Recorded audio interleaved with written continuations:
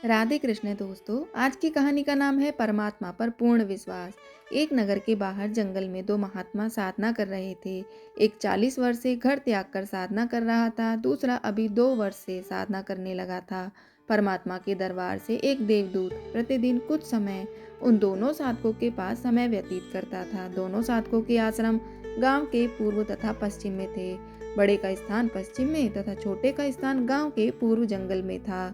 देवदूत प्रतिदिन एक एक घंटा दोनों के पास बैठता, परमात्मा की चर्चा चलती, दोनों साधकों का अच्छा समय व्यतीत होता। एक दिन देवदूत ने भगवान विष्णु जी से कहा कि भगवान, कपिल नगरी के बाहर आपके दो परम भक्त रहते हैं। श्री विष्णु जी ने कहा कि एक परम भक्त है, दूसरा तो बनावटी भक्त है। देवदूत ने विचार किया, जो 40 वर्ष से साधनारत है वह पक्का भक्त होगा, क्योंकि लंबी लंबी दाढ़ी, सिर पर बड़ी जटा है और समय भी 40 वर्ष बहुत होता है। देवदूत बोला, हे प्रभु, जो 40 वर्ष से आपकी भक्ति कर रहा है वह होगा परम भक्त। प्रभु ने कहा, नहीं, दूसरा जो 2 वर्ष से साधना में लगा है। प्रभु ने कहा कि देवदूत, मेरी बात पर विश्वास नहीं हुआ। देवदूत बोला, प्रभु ऐसा नहीं है, परंतु मेरी तुच्छ बुद्धि यही मान रही है कि बड़ी आयु वाला ही सच्चा भक्त है।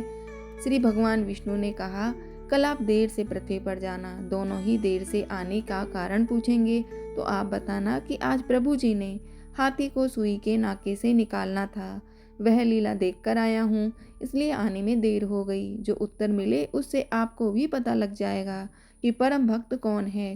पहले प्रतिदिन देवदूत सुबह 8 बजे के आसपास बड़े के पास जाता था और 10 बजे के आसपास छोटी आयु वाले के पास जाता था। अगले दिन बड़ी आयु वाले के पास दिन के 12 बजे पहुंचा।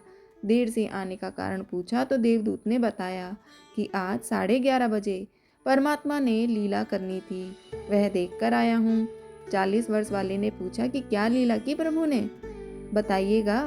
देवदूत ने कहा, श्री विष्णु जी ने कमाल कर दिया, हाथी को सुई के नाके में से निकाल दिया। यह सुनकर भक्त बोला कि देवदूत, ऐसा झूठ बोलो जो सुने तो विश्वास हो। यह कैसे हो सकता है कि हाथी सुई के नाके में से निकल जाए, मेरे सामने निकाल कर दिखाओ। देवदूत समझ गया कि भगवान सत्य ही कह रहे थे, यह तो पशु है, भक्त नहीं, जिसे परमात्मा पर ही विश्वास नहीं कि वह सक्षम है। जो कार्य मानव नहीं कर सकता परमात्मा कर सकता है, उसकी भक्ति व्यर्थ तथा बनावटी है। देवदूत नमस्ते करके चल पड़ा और छोटे भक्त के पास आया। भक्त ने देरी से आने का कारण पूछा तो देवदूत ने संकोच के साथ बताया कि कहीं यह कोई गलत भाषा न बोल दे। कहा कि भक्त क्या बताऊं, परमात्मा ने तो अचरज कर दिया, कमाल कर दिया। देखकर आंखें फटी की फटी रह गई। परमात्मा ने हाथी को सुई के नाके के अंदर से निकाल दिया। यह सुनकर भक्त बोला कि देवदूत जी, इसमें आश्चर्य की कौन सी बात है।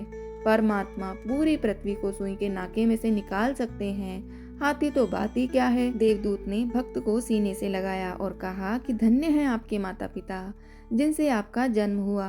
कुर्बान हूँ आपके परमात्मा पर अटल विश्वास पर। दोस्तों, यह तो एक उदाहरण है।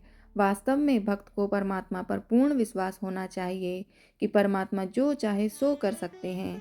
यदि कोई कहे कि परमात्मा यह नहीं कर सकता, वह नहीं कर सकता, तो उसको भक्ति का अधिकार ही नहीं है।